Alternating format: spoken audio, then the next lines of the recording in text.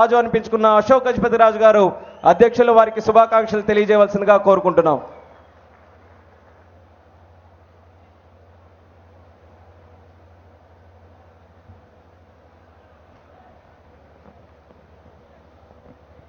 సభకు నమస్కారం. మన ఉత్తరాంధ్ర ప్రసిద్ధి అయినటువంటి దేవాలయము విశాఖపట్నంలో ఉంది. ఆ వర లక్ష్మీ నరసింహస్వామి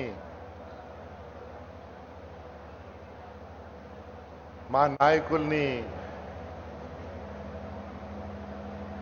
ఒకటే కాపాడమే ఒకటే కాదు, కాపాడుతూ ప్రజాసేవలో ముందు నడపడం,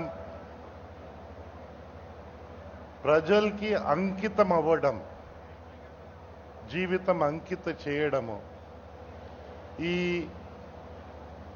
గుణాలు ఆయనలో ఉన్నాయి.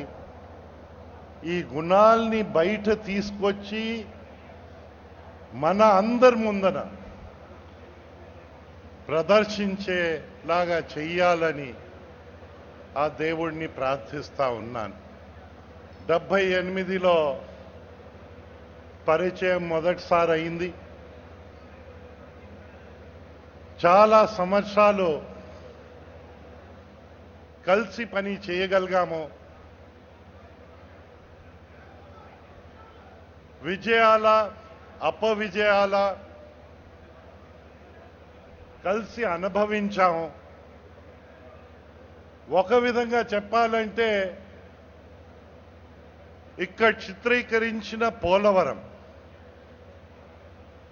పోలవరంని ఇది మన జీవన నాడి. మాలాంటి మనుషులు చిన్నప్పటి నుంచి వింటా వచ్చి వెంట్రుకలు తల్లైపోయాయి.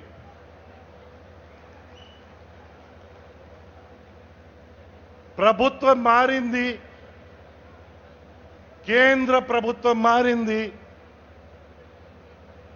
ఆ మండలాలు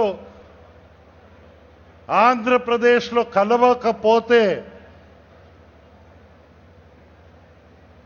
ఈ పోలవరం మనకి రాదు. నా అదృష్టము కేంద్ర మంత్రి అయి ఉన్నాను. నా అదృష్టము తెలుగుదేశం పార్టీ కార్యకర్తగా ఉన్నాను.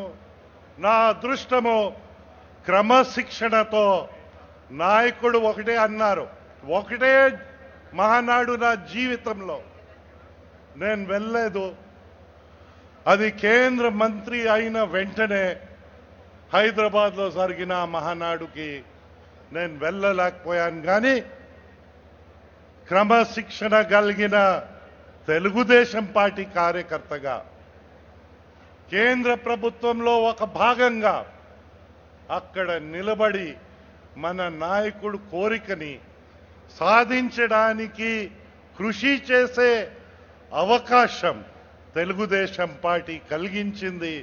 ఆ నాయకుడు మాకు కలిగించారని మనసు సంతృప్తిగా ఉంది. ఈనాడు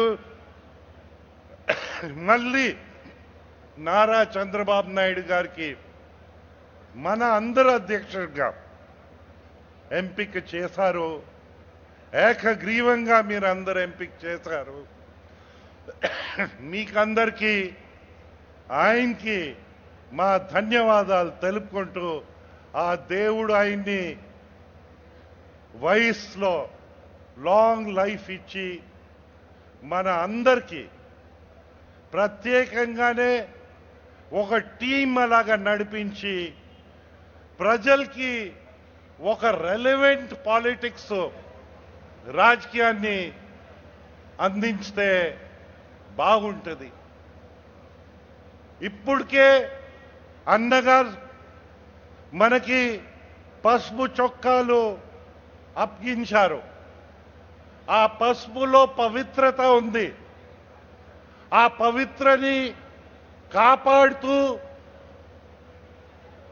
ప్రజా సమస్యలు ఎంత పెద్ద సమస్యలైనా అధిగమించగలిగిన శక్తి మనము